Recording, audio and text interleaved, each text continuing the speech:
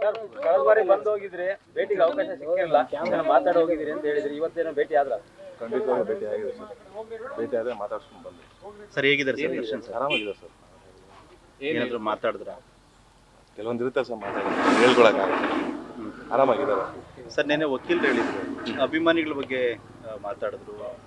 So ಯಾರು ಅದೇ ಇವಾಗ ಏನು ನಾವು ಡಿ ಬಾಸ್ ನಾವು ಅಣ್ಣನ ಏನು ಕೂಗ್ತಿದ್ವೋ ಅದೇ ವ್ಯಕ್ತಿನ ಇನ್ನೂ ನೋಡ್ತಾ ಇದ್ವಿ. ಅವ್ರ ಅಭಿಮಾನಿಗಳು ಯಾರನ್ನೂ ಕುಗ್ಗುವಂಥ ಅವಶ್ಯಕತೆನೇ ಇಲ್ಲ. ಇನ್ನು ಆ ಜೋಶಲ್ಲಿ ಅವರೇ ನಮ್ಮನ್ನು.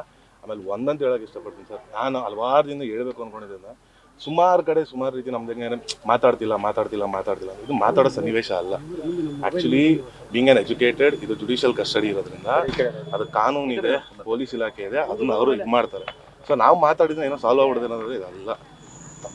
ತಪ್ಪಾಗಿಲ್ಲದೆ ಇರಲಿ, ಅದು ಭಗವಂತನೂ ಗೊತ್ತು. ಏನು ಹೇಳ್ತೀನಿ ಅಂದರೆ, ಮಾತಾಡೋ ಸಂದರ್ಭದಲ್ಲಿ ಮಾತಾಡ್ಬೇಕು, ಎಲ್ಲ ಸಂದರ್ಭದಲ್ಲೂ ಮಾತಾಡೋಕ್ಕಾಗಲ್ಲ. ಬಟ್ ಒಂದೊಂದು ಇವತ್ತು ಅಲ್ಲ, ಹಿಂದಿನೂ ಆಗಿರ್ಬೋದು, ಮುಂದಕ್ಕೂ ಆಗಿರ್ಬೋದು, ನಾಳೆನೂ ಆಗಿರ್ಬೋದು, ನಾನು ದರ್ಶನ್ ಅಣ್ಣನ ನಮ್ಮ ಅಣ್ಣ ಅಂತ ಹೇಳ್ಕೊಳಕ್ಕೆ ಯಾವತ್ತೂ ಇಂಜರಿ ಇಲ್ಲ, ಹೆದರಿಕೆನೂ ಇಲ್ಲ ನನಗೆ. ಸೊ ನಾನೇನು ಹೇಳೋಕ್ಕೆ ಇಷ್ಟಪಡ್ತೀನಿ ಅಂದರೆ, ದಯವಿಟ್ಟು ಎಲ್ಲರೂ ಆರಾಮಾಗಿದೆ. ಚಾಮುಂಡೇಶ್ವರಿ ತಾಯಿ ಇದು ಒಳ್ಳೇದು ಮಾಡ್ತಾರೆ. ಸರ್, ಡಾಲಿ ಧನಂಜಯ ಅವರು ತಮ್ಮನಾಗಿ ನಾನು ಹೇಳ್ತೀನಿ, ದರ್ಶನ್ ಅವರು ತಪ್ಪು ಮಾಡಿದ ಶಿಕ್ಷೆ ಆಗಲಿ. ಸೊ ಈಗ ಅದು ನ್ಯಾಯಾಲಯದಲ್ಲಿದೆ, ಕೋರ್ಟ್ ಏನು ಶಿಕ್ಷೆ ತಗೊಳ್ಳೋದು ಯಾರೂ ನೋಡಲಿಲ್ಲ ಅಂತ. ಆ ಬಗ್ಗೆ ನೀವೇನು ಹೇಳ್ತೀರಿ? ಯಾಕಂದ್ರೆ ಖಂಡಿತ ಕಾನೂನು ಮುಂದೆ ಯಾರೂ ದೊಡ್ಡವರಲ್ಲ ಸರ್. ತಪ್ಪಾಗಿದ್ರೆ ಯಾರಿಗೆ ಆಗಲಿ ಶಿಕ್ಷೆ ಆಗೇ ಆಗುತ್ತೆ. ಅಂದ್ರೆ ಸ್ಪೆಸಿಫಿಕ್ ಆಗಿ ಏನಾದರೂ ಇವಾಗ ನಿಮಗೆ ಅಭಿಮಾನಿಗಳಿಗೆ ಏನಾದರೂ ಹೇಳಿ ಅಂತ ಹೇಳಿದಾರ? ಇಲ್ಲ, ಎಲ್ಲರಿಗೂ ಅದೇ ಆರಾಮಾಗಿರೋಕೆ ಹೇಳಿ, ಎಲ್ಲರಿಗೂ ಆರಾಮಾಗಿರಿ. ನೀವು ಶೂಟಿಂಗ್ ಶುರು ಮಾಡ್ತಾರೆ, ಏನೋ ತಲೆ ಕೆಡಿಸ್ಕೊಂಡ್ಬಿಡ್ರಿ ಅಂತ ಬಗ್ಗೆ. ಆರಾಮಾಗಿ ಸಿನಿಮಾ ನೋಡೋದು, ಸಿನಿಮಾ ಶೂಟಿಂಗ್ ಮಾಡ್ತಾರೆ, ಬರಕ್ ಹೋಗ್ಬಿಡ್ರಿ ಇಂದ ನೀವು ಹಂಗೆ ಇದು ಮಾಡ್ತಾರೆ. ತಾವಿಬ್ರು ಕೂಡ ತುಂಬಾ ಕ್ಲೋಸ್ ಇದ್ದವರು, ಜೊತೆಗೆ ಆಕ್ಟ್ ಮಾಡಿದವರು ಕೂಡ.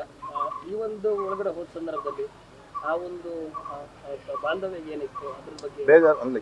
ನಾವು ಅಲ್ಲಿ ನೋಡ್ತೀವಿ ಅಂತ ಎಕ್ಸ್ಪೆಕ್ಟ್ ಮಾಡಿರ್ಲಿಲ್ವಲ್ಲ ಸರ್. ಸೊ ಅದೊಂದು ಬೇಜಾರಿತ್ತು. ಬಟ್ ಏನಂತ ಖುಷಿಯಾಗಿದ್ದಾರೆ, ಆರಾಮಾಗಿದ್ದಾರೆ ಅಷ್ಟೇ. ಸರ್, ಸಿನಿಮಾ ಪ್ರಾಜೆಕ್ಟ್ ಬಗ್ಗೆ ಏನಾದರೂ ಮಾತಾಡಿಲ್ಲ?